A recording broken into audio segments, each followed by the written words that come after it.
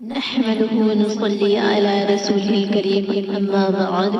أعوذ بالله من الشيطان الرجيم بسم الله الرحمن الرحيم معزز سامعین و سامعات السلام علیکم ورحمۃ اللہ وبرکاتہ۔ حضرت عبد الرحمن بن عوف رضی اللہ تعالی عنہ سے روایت ہے کہ ہمارے آقا و مولا حضور رحمت عالم صلی اللہ تعالی علیہ وسلم نے ارشاد فرمایا ہے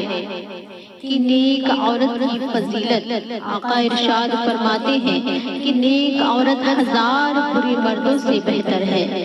اور جو عورت 7 دن تک اپنے شوہر کی خدمت کرتی رہے تو ایسی عورت پر جہنم کے 7 دروازے بند کر دیے جائیں گے اور اس کے لیے جنت کے 8 دروازے کھول دیے جائیں گے۔ وہ جس دروازے سے بغیر حساب و کتاب کے داخل ہو جائے گی۔ سبحان اللہ، سبحان اللہ، کیا مقام ہے نیک اور پاکیزہ خاتون کا کہ نیک اور پرہیزگار عورت 1000 برے مردوں سے بہتر ہوتی ہے، اور ایسی عورتوں کا درجہ ایسے مردوں سے کئی درجہ بلند ہو جاتا ہے۔ اور کیوں نہ ہو کہ جو عورت نیک ہوتی ہے اس کا آنچل پاک و صاف ہوتا ہے، اس کی گود بے داغ ہوتی ہے، تو ایسی گود میں پرورش پانے والے بچے نیک اور صالح اور عاشق رسول ہوتے ہیں۔ ایسی پاکیزہ ماؤں سے دودھ پینے والی بیٹیاں حضرت رابعہ بصریہ کی کنیز ہوا کرتی ہیں۔ جب ماں پاکیزہ ہوتی ہے تو ان کی آغوش میں تربیت پانے والی اولاد دوسروں کے لیے نمونہ اور نشان منزل ہوتی ہے۔ ان کی ذات سے ایک زمانہ فیض پاتا ہے۔ اس کے برخلاف اگر ماں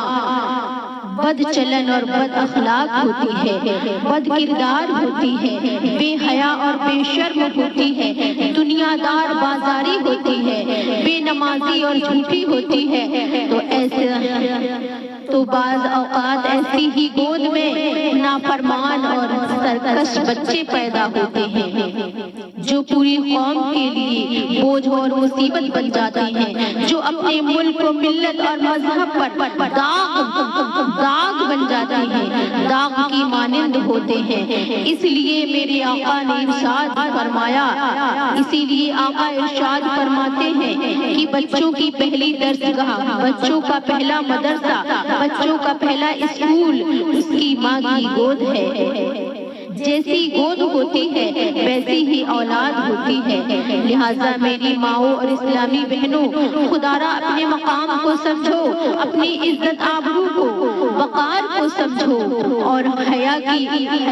حکمت کو سمجھو۔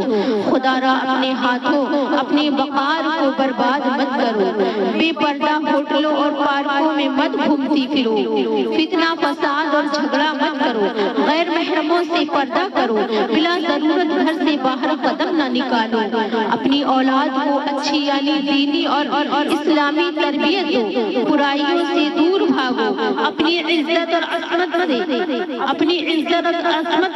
کی ہر حال میں نگہبانی کرو، ہر حال میں اسلام کے اصول اور واجبات اور قوانین کو نگاہوں کے سامنے رکھو، تمام عبادات اور اعمال صالح کی پابندی کرو۔ انشاءاللہ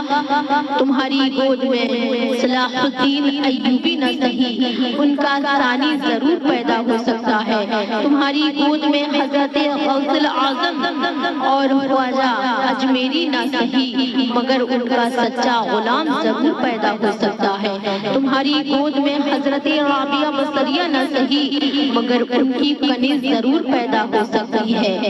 دیکھو علامہ اقبال نے کیا خوب کہا ہے، آج بھی ہو جو براہیم سا ایمان پیدا، آگ کر سکتی ہے انداز گلستہ پیدا، آج بھی ہو جو براہیم سا ایمان پیدا، آگ کر سکتی ہے انداز گلستہ پیدا۔